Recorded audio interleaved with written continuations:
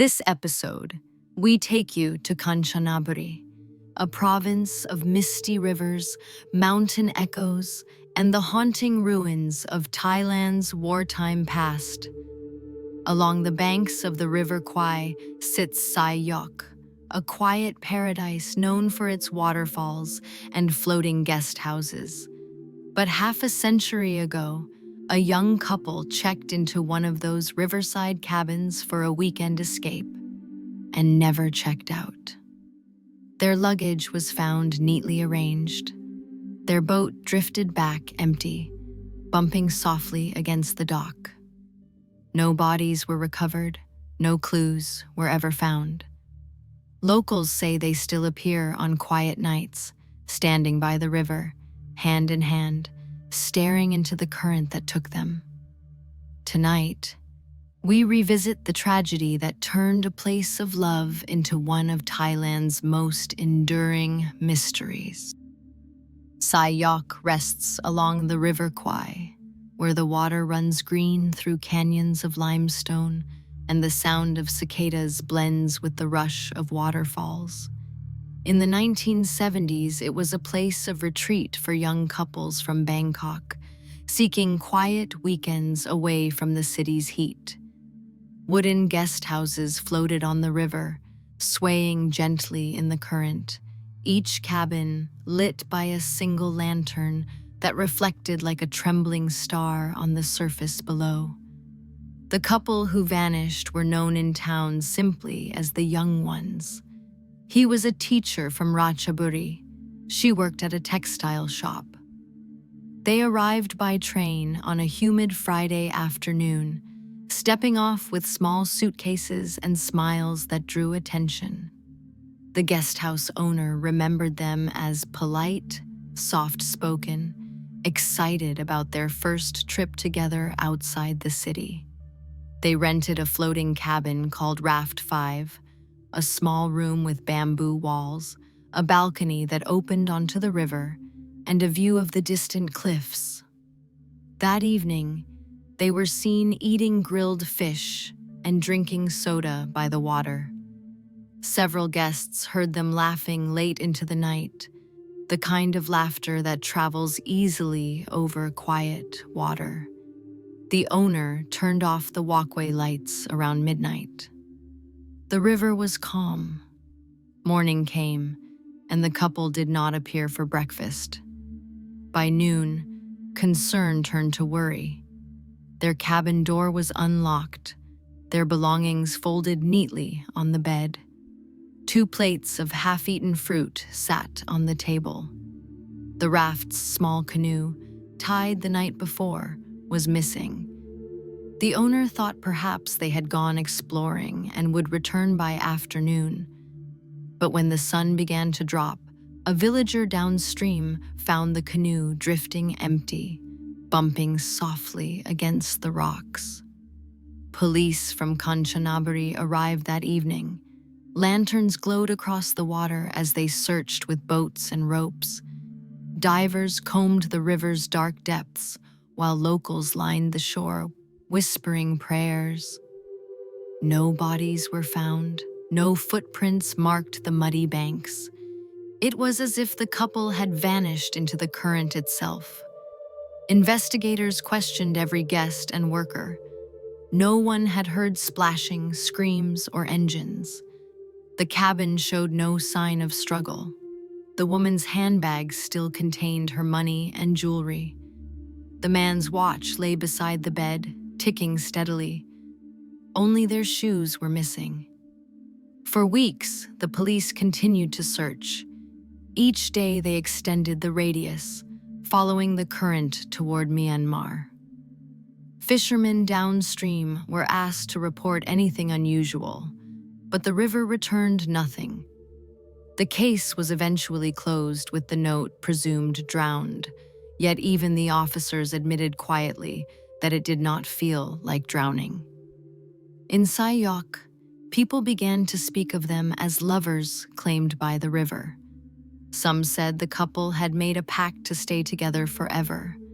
Others believed they were lost to something older, a presence that dwelled beneath the calm surface. The guest house owner never rented Raft 5 again.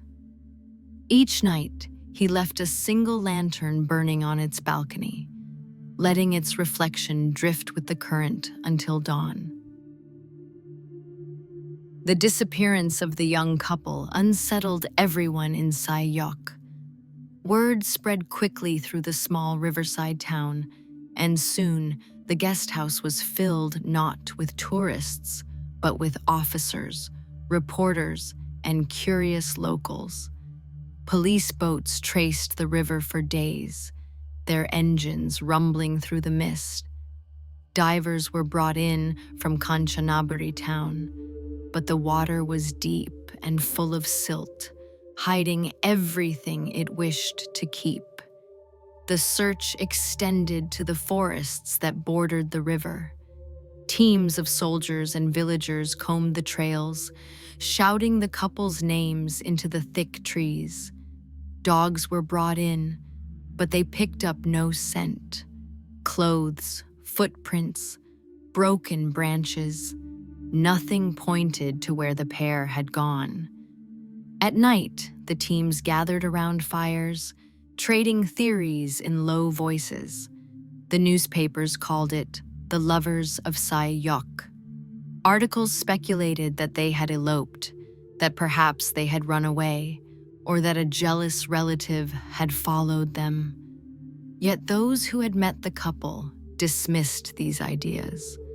They had been happy, calm, and open. The man had paid for 2 nights in advance, left their address and contact number clearly written in the guest register. They were not running from anything. One diver later told a local monk that when he was beneath the surface, the current felt strange, too slow, as though the river were holding its breath. His flashlight illuminated only clouds of suspended silt. In the silence of the deep water, he thought he heard faint music, like someone humming. When he surfaced, the sound was gone, but he never volunteered for the river searches again. Days turned to weeks. Police found the canoe again, this time wedged in a cluster of roots, several kilometers downstream.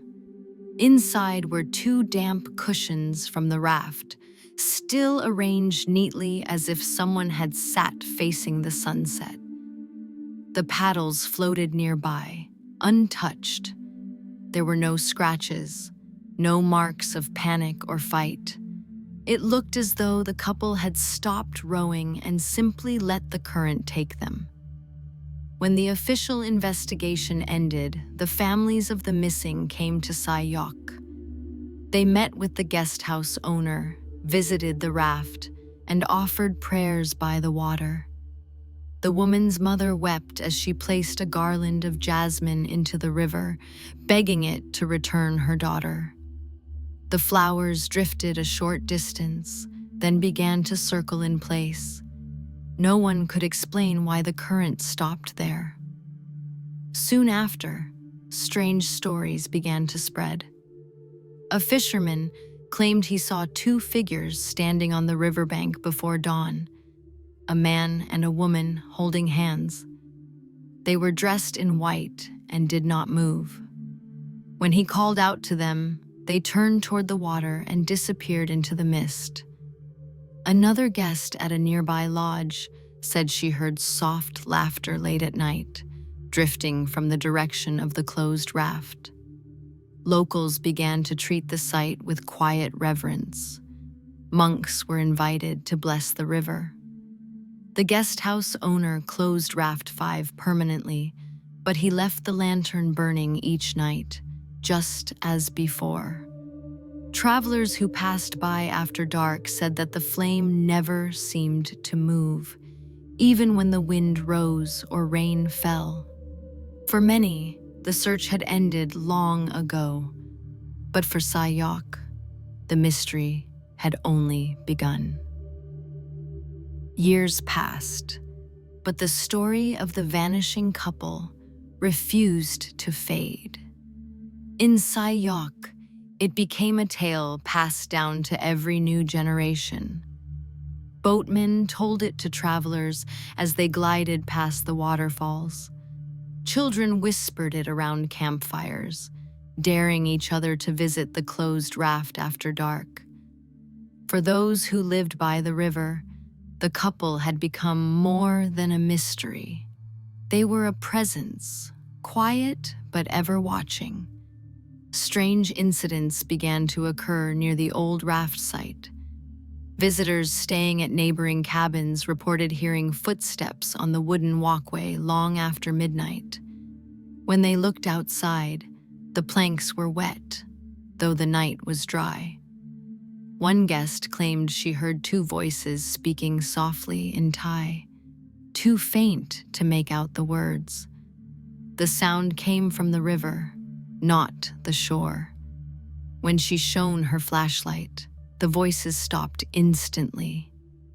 Fishermen spoke of seeing lights moving beneath the surface of the water, small orbs that glowed blue, drifting together before vanishing in a ripple. Some believed these were spirits of the couple guiding lost souls along the current. Others thought the lights were warnings, the river's way of reminding the living to stay humble.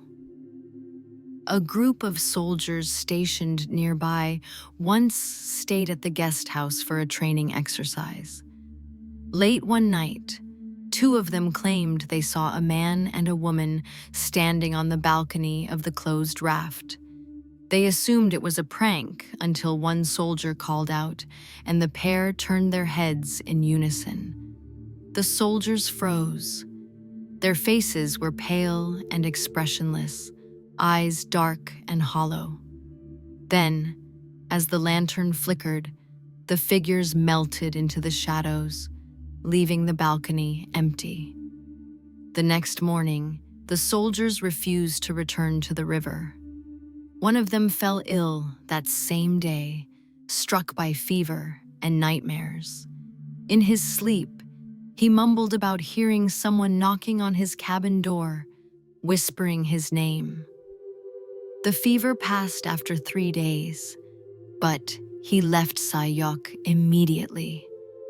Locals began to believe that the spirits of the couple were restless, unable to move on. Monks said that because their bodies were never found, their souls remained tied to the place of disappearance. They were bound by longing for each other, for peace, or perhaps for the lives they left unfinished. Each year, during the cool season, villagers gather by the river to offer prayers. They light candles and float them down the current, calling softly for the lovers to find rest. The guest house owner, now an old man, still tends to Raft 5. He keeps it locked but clean, replacing the lantern each year. He says that sometimes, when the river is quiet, he hears laughter outside, gentle and familiar, like two people teasing one another before sleep. He does not look out the window anymore. To outsiders, Sai Yok remains a place of beauty, a spot for travelers seeking waterfalls and peace. But for those who know its secret, beauty and sorrow live side by side. The river flows, carrying both memory and mystery, and those who listen closely might still hear the echo of two lovers who never truly left. Today, Sai Yok has changed. The roads are paved, new guest houses stand along the river, and tourists arrive daily to ride boats past the waterfalls. Yet the story of the vanishing couple still lingers like mist above the water. Guides speak of it carefully, their voices lowering as the boats approach the bend where the raft once stood. Even in daylight, the river feels quieter there, as if listening to its own memory. The guest house where it all began still exists, though under new ownership. Raft 5 remains locked, its bamboo floor patched, and its balcony weathered by years of rain. The new owner says he once considered demolishing it, but every time workers approached, the river rose suddenly, flooding the walkway. He took it as a sign to leave it untouched. Now it serves as a shrine. Inside sits a framed photograph of the couple, printed from the police file. Their faces are blurred from age, but their expressions are peaceful. Each morning, incense burns in a small clay pot before the photo. Locals say that on some nights, the lantern still lights itself. No one knows how. Travelers who stay near that section of river sometimes wake to see the faint glow drifting across the current, moving slowly upstream against the flow. The villagers say that when this happens, you should bow your head and whisper a blessing, for the lovers are passing by. Over the decades, many theories have resurfaced: crime, accident, elopement, even abduction. Investigators who revisit the files find no new evidence, no witnesses, no logical explanation. The river, as always, refuses to speak. What it takes, it keeps. But for the people of Sai Yok, logic was never enough. They see the story as a reminder of love's permanence and the fragility of life. Some couples visit the river to make offerings before their weddings, asking for eternal devotion without tragedy. Others come simply to stand in silence, watching the current move beneath the cliffs, wondering how something so calm can hold such sorrow. The mystery of the vanishing couple has become part of the river's identity, inseparable from its beauty. Elders say the water here remembers. They say every ripple carries a name, every reflection hides a story.